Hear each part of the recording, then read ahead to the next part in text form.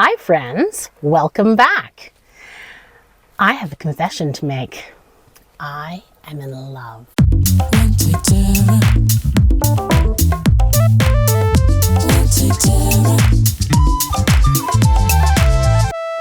This oil is the only condiment a person really needs. I am telling you, you can put this on virtually anything. In the past week, I've put it on pizza. Hang on, I've got a list. I've put it on sushi. I've put it on eggs. I've put it on avocado toast. I put it on regular toast with butter when I ran out of avocados. I've put it on veggies. Oh, and what I just discovered yesterday, which I love, was I made up a batch of popcorn and I drizzled some onto the popcorn in a bag and shook it up, and it was the best popcorn I think I've ever had. The internet also tells me that you can put it on rice, you can put it on soup, you can use it as a marinade, you can use it as a sauce for chicken or grilled meats, you can put it on noodles, tacos, and what I'm super excited about, my next plan for my chili crisp oil is to put it on peanut butter toast. I'm so excited. So yeah, you may have think, well, you can't be that excited. You've only eaten half a jar. This is my second jar, okay? I was getting low on this jar and I realized I need to figure out how to make this, because at $12 a jar, I'm going to go broke eating this stuff. So what I did was I found a couple recipes online. I was looking for something easy and I wanted to combine a few different flavors that they had. So this is actually my second batch I'm going through. Now, because this is my experimental batch, there are a few little tweaks I'm going to do, but I thought, hey, today I'm going to make chili crisp oil with you folks, because I'm telling you, if you are traveling in a van or if you're camping, this is the only condiment you need. It's not going to take up a lot of fridge space or cooler space because, well, first of all, if it's short term, you don't even need to put this in a cooler. It can just be in the cupboard or in a box. But I mean, this will keep up to several months in your fridge or a month outside of the fridge. So, I mean, not only does this have a stable shelf life, but you can put it on everything, which saves you space in your valuable camping setup. So listen, I'm telling you, it's got it all. It's got savory, it's got a little bit of sweet, it's got some heat. It is the only condiment you will need this summer. So let's go. I'm going to show you how to make this. So I've got some regular white sesame seeds, and then I've got some black sesame seeds. I'm also going to add some paprika. I'm going to use some chopped onions. So they're dehydrated already, so they'll flavor the oil, as well as some dehydrated minced garlic. Now you'll notice that I'm really using the chunkies. So this is not onion powder.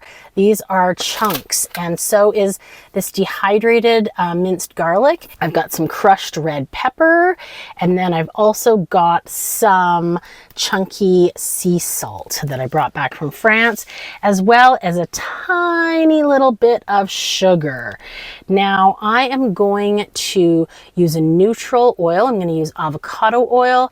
However, I've seen recipes that have olive oil. You can use whatever kind of oil you want. Okay, first things first.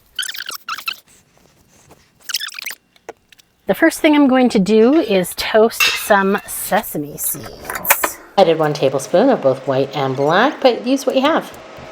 These are already toasted though, so I'm gonna put them in a little bit later. I'm just gonna keep an eye on these. These are already starting to brown up.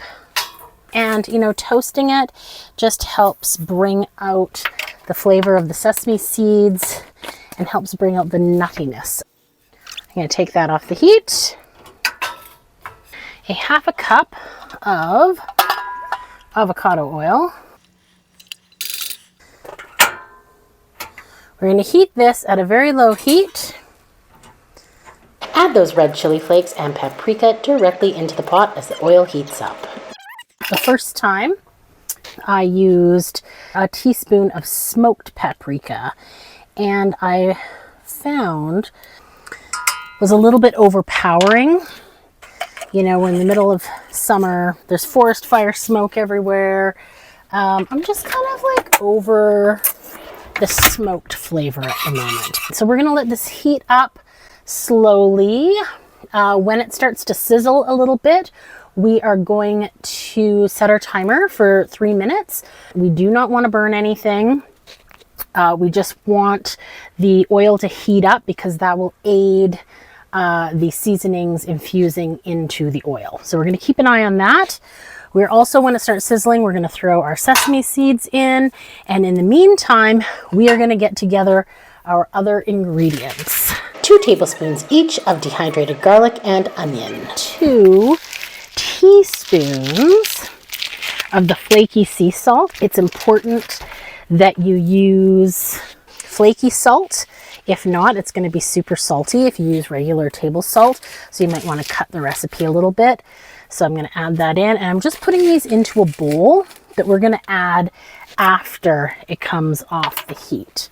So give this another little stir.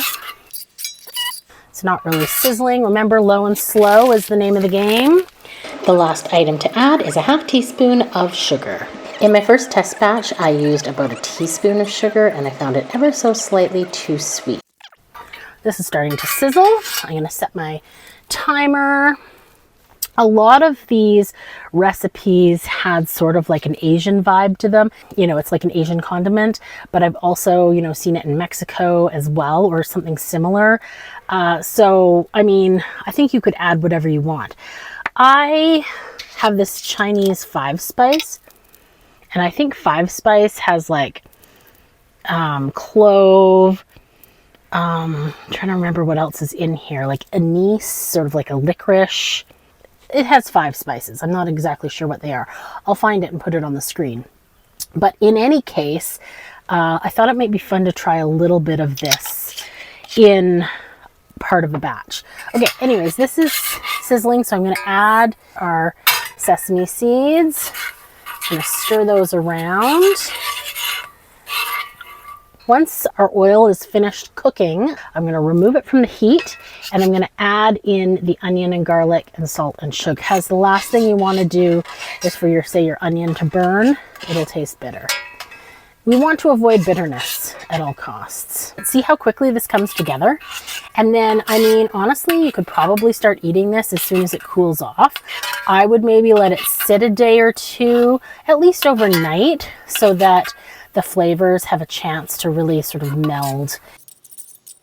Whew, now I've kept my fan off because I didn't want it to be too loud while I was recording, but if you can get your fan going, I think that would probably help you out a little bit. It is starting to be potent as it enters my lungs. Okay, so I'm going to turn this burner off and just let it sit. Ooh, spoon got a little hot.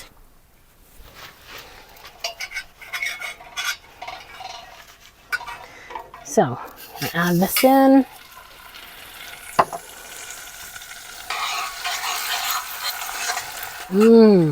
Oh, it just instantly became so fragrant. And you can see like this isn't actually that oily. It's very chunky, which is how I like it. All the crispy bits are what I think make it. So, this one's probably 1 cup. So I'm probably going to use this. This has a really narrow mouth, so I have a feeling this is going to be messy. I'm going to go like this in case I spill.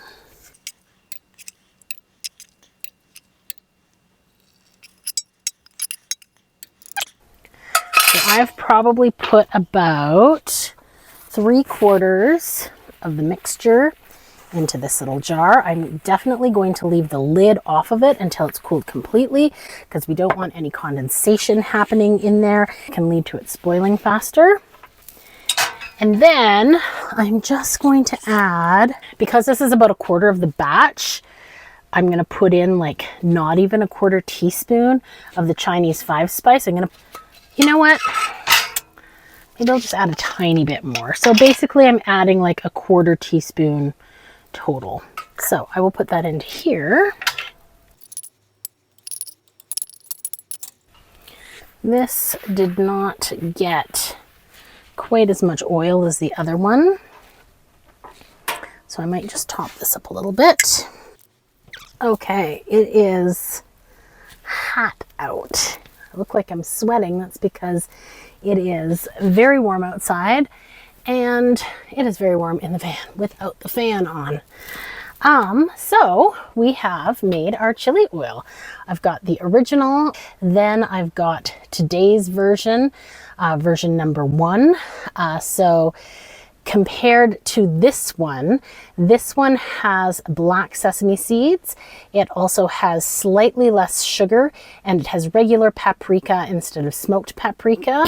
And then this little mini here is the same as today's version, but I've added some Chinese 5-spice. So my question to you is, what are you going to put your chili oil on? Let me know what you would use it for, and also let me know any variations that you might make. Don't be afraid to veer off the recipe, especially in things like this, because you know, you might just discover an amazing combination. So I am going to leave all my recipe variations and recipes that I've used in the description box, and have fun. Try this out. Let me know what you think. I think it's a game changer. I'm completely hooked. And just to finish off today, I didn't close my screen. So let's see if we can get this guy out. Oh boy. What can I do? Oh, just go on the...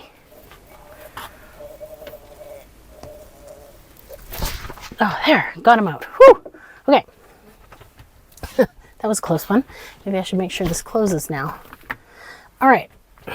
So also, just to finish off today, I don't know if you've noticed, but I'm wearing some merch, One Take Tara, and I also have these fabulous little stickers. And I would love to send these out to anyone who subscribes to my channel.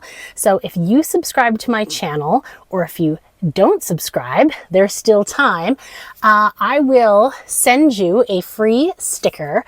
Send me a DM on Instagram at One Take Tara to give me your mailing address and let me know that you've subscribed and maybe what your favorite video has been so far, and I'll get these off in the mail. I will do this up until July 8th. Make sure you subscribe and I will send one of these off to you. Thanks for watching, and we'll see you in the next one. One Take Tara.